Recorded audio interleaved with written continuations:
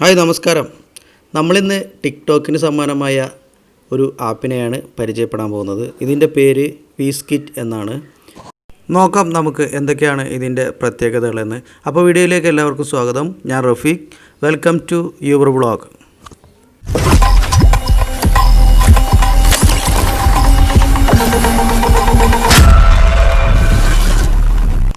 vskit എന്ന ഈ application play സ്റ്റോറിൽ നിന്ന് നമുക്ക് സൗജന്യമായി തന്നെ ഡൗൺലോഡ് ചെയ്തെടുക്കാം.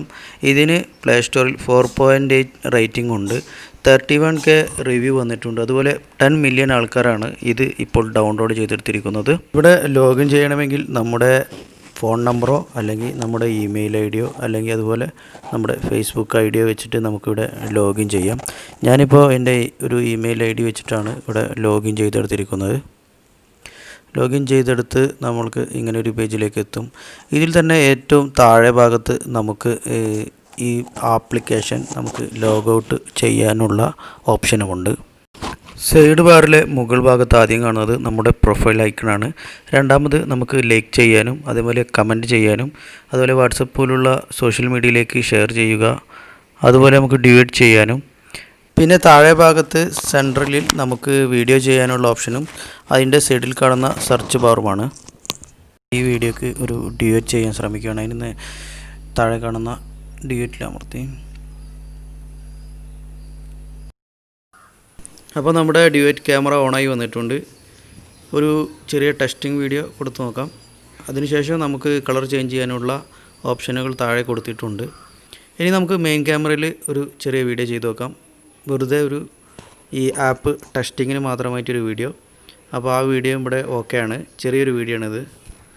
നമുക്കിനി ഇതിൻ്റെ ടൈറ്റിൽ കൊടുക്കണം. അപ്പോൾ നമുക്ക് മുകൾ ഭാഗത്ത് എന്തെങ്കിലും ഒരു ടൈറ്റിൽ കൊടുക്കാം. ഞാനിവിടെ ഐ ആം ന്യൂ എന്നുള്ള ഒരു ടൈറ്റിലാണ് കൊടുത്തത്. പിന്നെ വേറൊരു കാര്യം പറയാൻ വിട്ടുപോയിട്ടുണ്ട്. നമുക്കിതിൽ മ്യൂസിക് കൊടുക്കണം. അത് മ്യൂസിക് ഐക്കണിൽ പോയിട്ട് നമുക്ക് ഇഷ്ടമുള്ള മ്യൂസിക് സെലക്ട് ചെയ്ത് കൊടുക്കാം. അതിനുശേഷം നമുക്ക് ഇതിൽ ഹാഷ്ടാഗുകൾ കൊടുക്കാം. ഹാഷ്ടാഗ് കൊടുക്കൽ നിർബന്ധമൊന്നുമില്ല. ഇതിൻ്റെ താഴ്ഭാഗത്ത് തന്നെ ഹാഷ്ടാഗ് കാണിച്ചിട്ടുണ്ട്. നമുക്ക് അത് തന്നെ എടുത്ത് കൊടുക്കാം. അതിൽ കൂടുതൽ വ്യൂ വന്ന ഹാഷ്ടാഗുകൾ ഇതിൽ ആഡ് ചെയ്തിട്ടുണ്ട് അവർ.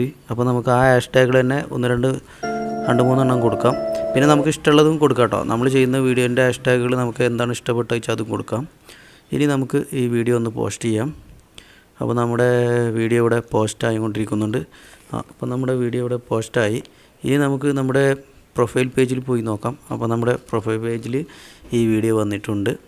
അപ്പോൾ ഇത്രയൊക്കെ ഉള്ളൂ ഇതിൻ്റെ കാര്യങ്ങൾ. ഇനി നമുക്ക് ഇതിൽ കൊടുത്തിരിക്കുന്ന കുറച്ച് എഫക്റ്റുകൾ നോക്കാം.